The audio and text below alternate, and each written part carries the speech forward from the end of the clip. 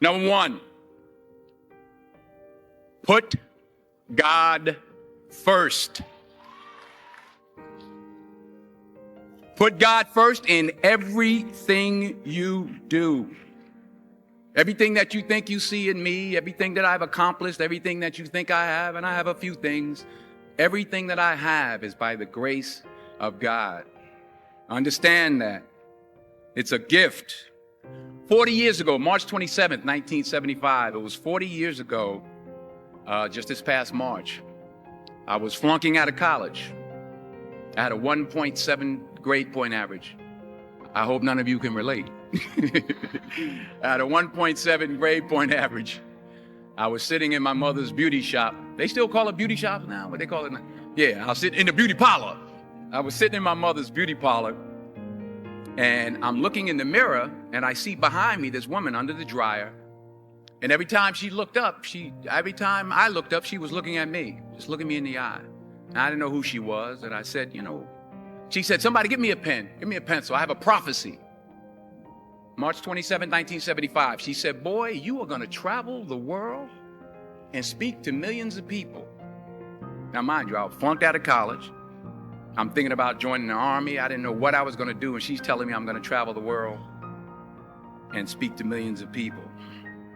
Well, I have traveled the world, and I have spoke to millions of people. But that's not the most important thing, the success that I had. The most important thing is that what she taught me and what she told me that day has stayed with me since. I've been protected. I've been directed. I've been corrected. I've kept God in my life, and it's kept me humble. I didn't always stick with him, but he always stuck with me. So stick with him in everything you do.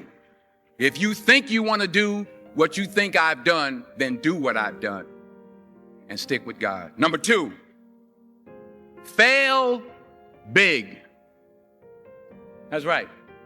Fail big. Today's the beginning of the rest of your life, and it can be very frightening. It's a new world out there. It's a mean world out there, and you only live once.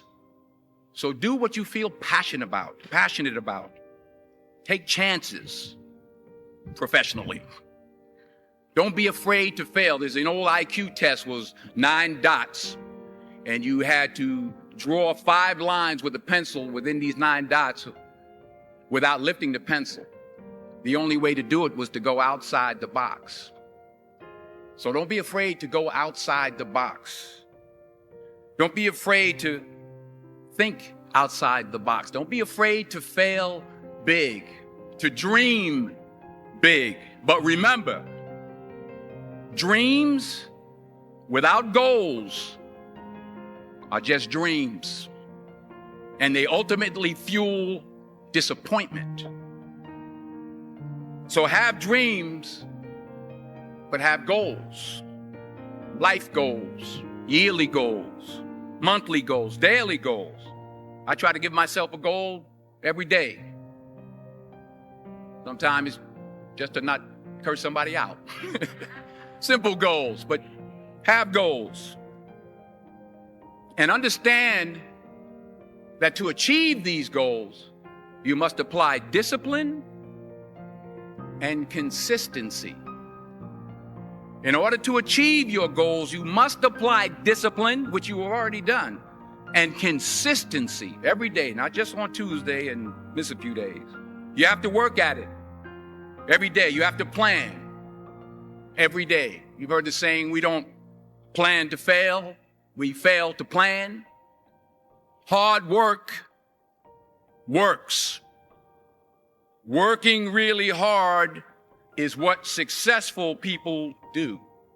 And in this text, tweet, twerk world that you've grown up in, remember, just because you're doing a lot more doesn't mean you're getting a lot more done. Remember that. Just because you're doing a lot more doesn't mean you're getting a lot more done. Don't confuse movement with progress. My mother told me, she said, yeah, because you can run in place all the time and never get anywhere. So continue to strive, continue to have goals, continue to progress. Number 3, you'll never see a U-Haul behind a hearse. I'll say it again. You'll never see a U-Haul behind a hearse. I don't care how much money you make, you can't take it with you. And it's not how much you have. It's what you do with what you have. We all have different talents. Some of you will be doctors, some lawyers, some scientists, some educators, some nurses, some teachers. Yeah, okay. Some preachers. The most selfish thing you can do in this world is help someone else. Why is it selfish? Because the gratification, the goodness that comes to you, the good feeling that I get from helping others, nothing's better than that. Not jewelry, not big house I have, not the cars, but it's the joy. That's where the joy is, in helping others. That's where the success is. Finally, I pray that you put your slippers way under the bed tonight, so that when you wake up in the morning, you have to get on your knees to reach them. And while you're down there, say thank you for grace.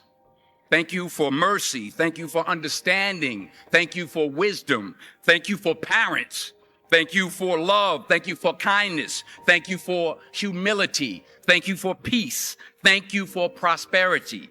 Say thank you in advance for what's already yours. It's how I live my life. That's why I am, one of the reasons why I am today.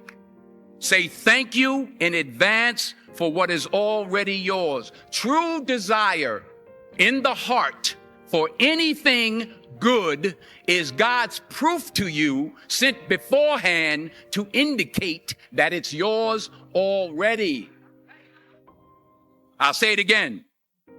True desire in the heart, that itch that you have, whatever it is you want to do, that thing that you want to do to help others and to grow and to make money, that desire, that itch, that's God's proof to you, sent beforehand already to indicate that it's yours. And anything you want good, you can have. So claim it. Work hard to get it. When you get it, reach back. Pull someone else up. Each one, teach one. Don't just aspire to make a living. Aspire to make a difference.